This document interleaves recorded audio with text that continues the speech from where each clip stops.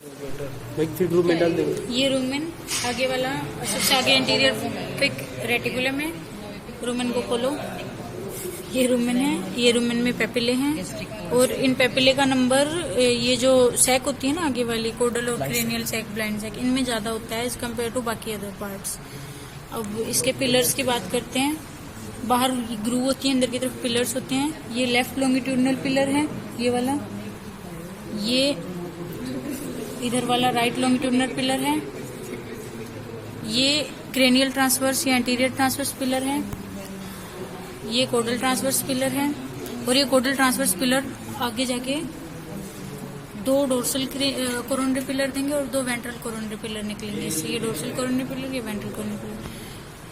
ये right accessory pillar है और ये राइट लॉन्गिट्यूडनल है। इन दोनों के बीच जो स्पेस होता है इंसुलर रूमिनिस होता है। और रेटिकुलम पे आ जाओ। ये इसोफेगस की ओपनिंग है। इसका पता इससे चलेगा, इसके अंदर की तरफ ये ग्रूव होगी, इसोफेजियल ग्रूव।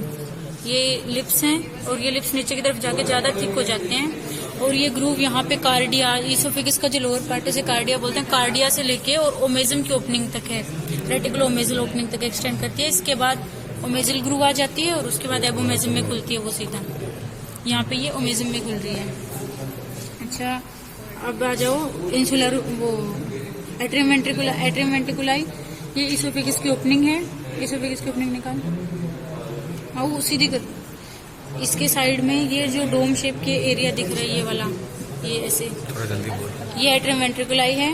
अब रेटिकुलम पे आ जाओ। रेट्रोस्टिक हनीकॉम लाइक स्ट्रक्चर होते हैं। ये जो पॉलीहेड्रल जो सेल होती है, स्पेस होते हैं, ये सिरेटेड होते हैं और ये इनके अंदर पेपिले होते हैं, ये दिख रहे हैं।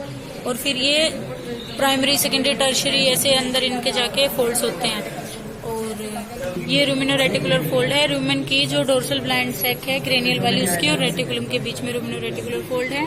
अच्छा, जो रूमेन की डोर्सल सैक है उसके क्रेनियल डोर्सल सैक उसके इंटीरियर पार्ट को बोलते हैं एट्रियम रूमिनिस और वेंट्रल सैक के इंटीरियर पार्ट को बोलते हैं रिसेसिस रूमिनिस। मेजम है, ये ऊपर वाला ग्रेटर कर्वेचर है क्योंकि ये जो सारे लेमिने हैं ये ग्रेटर कर्वेचर से स्टार्ट हो रहे हैं और नीचे की तरफ हैंग कर रहे हैं। ये ऐसे दिखा दे, हैंग कर रहे हैं। और वो सैंपल पढ़ाना, वो ऐसे पेपिले होते हैं।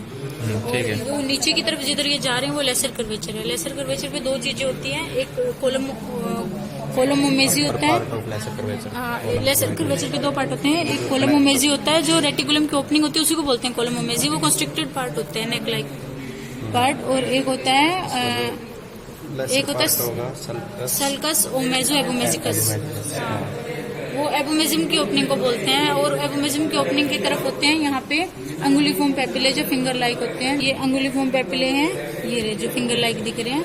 और ये नॉर्मल वाले पेपिले, ये छोटे होते हैं इनसे अंगुलीफॉर्म पेपिले से। और ये वेला एबोमेजिका है जो ओमेजम और एबोमेजम की ओपनिंग पे होता है। ये फोल्ड्स होते हैं, ये रिगर्जिटेशन नहीं होने देते फूड को ओमेजम की तरफ। ये एबोमेजम, इसके दो पार्ट आगे वाला फंडिक, एबोमेजम के दो पार्ट आगे वाला फंडिक पार्ट है और पीछे वाला पाइलोरिक पार्ट है। फंडिक पार्ट में गैस्ट्रिक फोल्ड्स होते हैं, यहीं पे गैस्ट्रिक ग्लैंड्स मेनली होती हैं।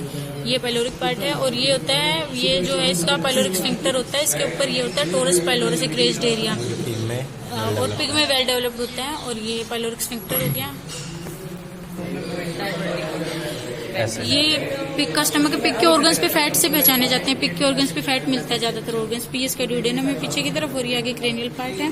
क्रेनियल पार्ट पे लेफ्ट साइड पे एक इसके डाइवर्टिकुलम बनता है, कोनिकल डाइवर्टिकुलम, इसे बोलते हैं डाइवर्टिकुलम वेंट्रिकुलाई। और इसका टोरस जो पाइलोरिकस होता है वो वेल डेवलप्ड होता है। खोलिए उसको अंदर से, ये रहा। बाकी सबसे वेल डेवलप्ड होता है इसका पिग का टोरस पाइलोरिकस, ये जो दिख रहा है। डोकस स्पेसिमेन है इसके